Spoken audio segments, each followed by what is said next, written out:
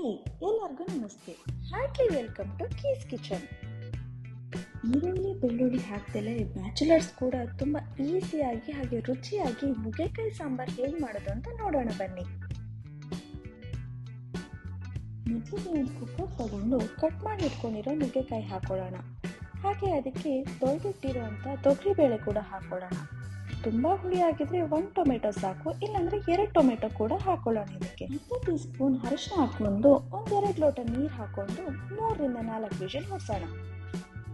Cooker whistle ಆಗುವಷ್ಟರಲ್ಲಿ ಮಸಾಲೆ ready ಮಾಡ್ಕೊಳ್ಳೋಣ.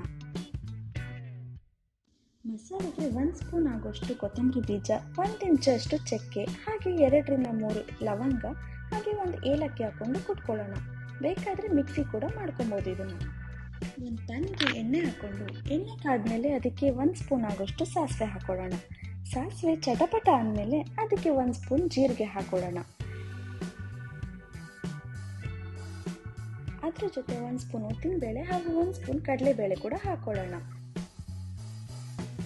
ಒಗ್ಗರಣೆಗೆ ಕುಟ್ಟಿ ಪುಡಿ ಮಾಡ್ಕೊಂಡಿರೋ ಮಸಾಲೆ ಕೂಡ ಹಾಕೊಳ್ಳೋಣ. ಅದ್ರ ಜೊತೆಗೆ 4 ಕರಿಬೇವಿನ ಸೊಪ್ಪು ಕೂಡ ಇದಕ್ಕೆ ಹಾಕೊಳ್ಳೋಣ.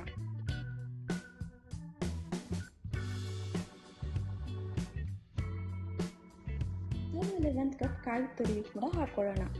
ಕಾಯಿ ತುರಿನ ಸ್ವಲ್ಪ ಬಾಡಿಸ್ತಿದ್ದಂಗೆ ಇದಕ್ಕೆ 1-2 ಸ್ಪೂನ್ ಆಗೋಷ್ಟು ಬೆಲ್ಲ ಕೂಡ ಹಾಕೊಳ್ಳೋಣ. ಸ್ವಲ್ಪ ಸ್ವೀಟ್ ಬೇಡ ಅಂದವರು ಬೆಲ್ಲದ ಕ್ವಾಂಟಿಟಿನ ಕಮ್ಮಿ ಮಾಡ್ಕೊಬೋದು.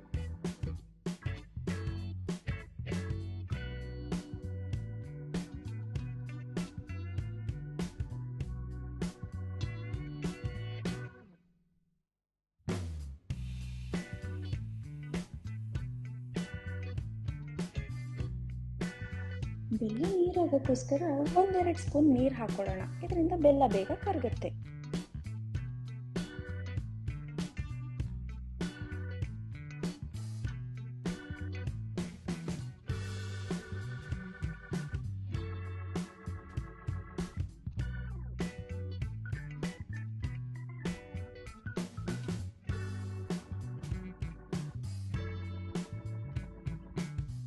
ಬೆಲ್ಲ ಕರಗಿದ್ಮೇಲೆ 2 ಸ್ಪೂನ್ ಖಾರ ಪುಡಿ ಹಾಕೊಳ್ಳೋಣ. ಅದ್ರ ಜೊತೆಗೆ 1-2 ಸ್ಪೂನ್ ಸಾಂಬಾರ್ ಪುಡಿ, ಹಾಗೆ 1 ಸ್ಪೂನ್ ಗರಂ ಮಸಾಲ ಕೂಡ ಹಾಕೊಳ್ಳೋಣ.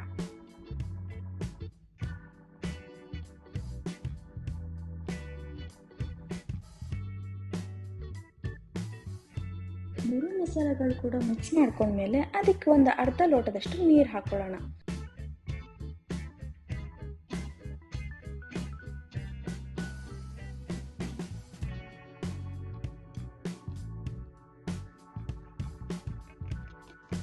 ಮಸಾಲೆಗಳನ್ನೆಲ್ಲ ಮಿಕ್ಸ್ ಮಾಡ್ಕೊಂಡ್ಮೇಲೆ 2-2.5 ಸ್ಪೂನ್ ಅಷ್ಟು ಉಪ್ಪು ಹಾಕೊಳ್ಳೋಣ.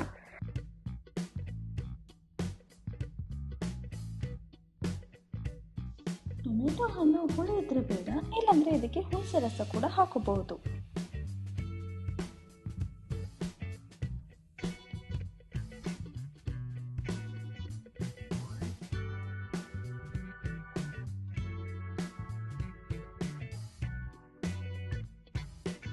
ಮೂರಿಂದ 4 ವಿಜಿಲ್ ಹೊಡಿಸ್ಕೊಂಡಿರೋ ನುಗ್ಗೆಕಾಯಿ ಮತ್ತು ಟೊಮೆಟೊನ ಇದಕ್ಕೆ ಹಾಕೊಂಡು ಮಿಕ್ಸ್ ಮಾಡ್ಕೊಳ್ಳೋಣ.